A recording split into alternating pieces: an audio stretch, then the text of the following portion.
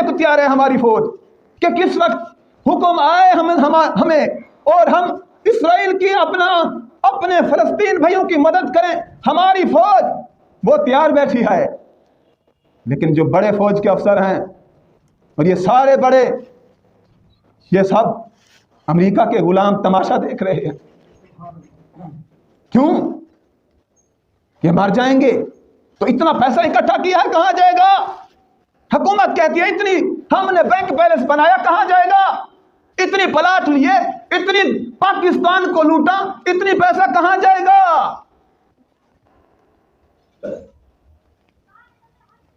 वो कौम जो कल खेलती थी शमशीरों के साथ, आज दूसरी कौम को देख लो।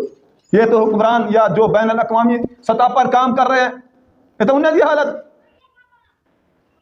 दूसरी कौम को देख लो, कभी फिल्में ड्रामे लगी हुई है, उधर फलस्तीन की चीखों पुकार है, खून की नदियां बह रही हैं, जिस्म के चिथड़े उड़ रहे हैं गोला बारूद से।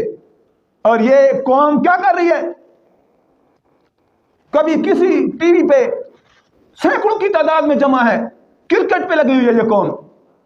लानत ऐसी जिंदगी पे, तोहफा ऐसी तुम्हारी जिंदगी पे, फलस्तीन की तुम्हें फिक्र नहीं है और क्रिकेट की फिक्र लगी हुई है। बड़ा जिहाद कर रहे हो, बड़ा जिहाद कर रहे हो, और दुनियादारी में इतना गर्क है। याद रखना, मेरे आका सल्लल्लाहु अलैहि वसल्लम ने फरमाया, जो बंदा जिहाद का जज्बा ना रखता हो, शौक़ शहादत का, मेरे आका ने फरमाया मुनाफिक होके मरेगा वो बंदा। मुनाफिक होके, जिसके दिल में जज्बा ही नहीं है कि मैं लड़ूं, मैं जिहाद करूं, मैं अपने भाइयों की मदद करूं, मैं लड़ते लड़ते या शहीद हो जाऊं या फिर मैं काफिरों को मारूं, जिसके दिल के अंदर ये जज्बा ना हो, अल्लाह अकबर, मेरे आका ने फरमाया वो मुनाफिक होके मरेगा। अब देखो अल्लाह का कुरान क्या फरमाता है। फरमाया कि फलयुकातिल फी सबीलिल्लाह अल्लज़ीना यशरूनल हयातद दुनिया बिल आखिरा। फरमाया कि उन्हें चाहिए कि वो लड़ें अल्लाह की राह में। कौन? फरमाया वो लोग जो दुनिया को ठोकर मार के, दुनिया की जिंदगी को रोंद कर, फरमाया कि दुनिया के बदले आखिरत को खरीदते हैं, दुनिया के बदले आखिरत को तरजीह देते हैं। रब्बे ज़ुल जलाल फरमाता है उन्हें चाहिए कि वो लड़ें अल्लाह की राह में।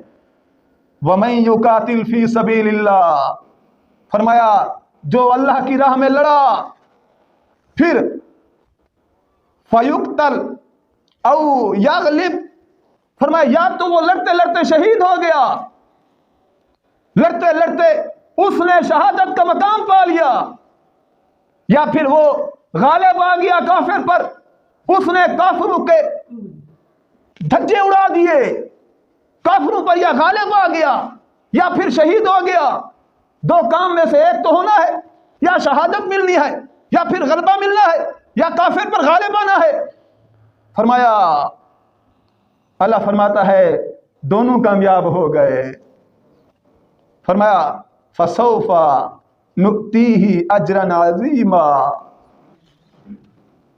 अन करीब हम उन्हें बड़ा अजीम अजर देंगे, अजर अजीम देंगे, रब्बे ज़ुल जलाल फरमाता है। और फिर खालिक के कायनात ने फरमाया, तवज्जो, फरमाया अल्लज़ीना आमनू युकातिलूना, वो लोग जो ईमान वाले हैं, जिनके सीने के अंदर ईमान की दौलत मौजूद है। तवज्जो करें, रब फरमाता है युकातिलूना फी सबीलिल्लाह, वो अल्लाह की राह में लड़ते हैं।